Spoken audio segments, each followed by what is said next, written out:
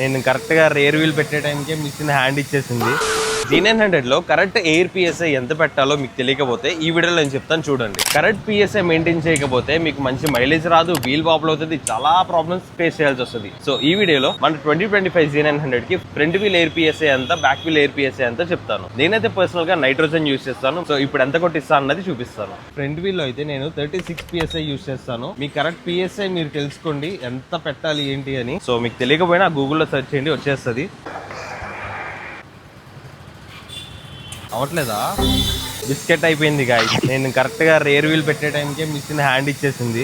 So వెనకాల వచ్చేసి నేను 42 పిఎస్ఐ పెడతాను, 36, 42. నేను తెలుసుకునేది నేను పెట్టిస్తున్నా. మీ బండిది ఏంటి అని చెప్పేసి ChatGPTని అడగండి, లేదంటే గూగుల్ అడగండి, లేదంటే మీ బైక్ మాన్యువల్లో ఉంటుంది, చూసుకొని కరెక్ట్ పిఎస్ఐ మెయింటైన్ చేయండి. ఒకవేళ మెయింటైన్ చేయకపోతే చాలా అయితే ప్రాబ్లమ్స్ ఫేస్ చేయాల్సి వస్తుంది అనమాట. ఇలాంటి మరిన్ని మోర్ మోటో టెక్ కంటెంట్ కోసం మన పేజ్ని ఫాలో చేసేయండి.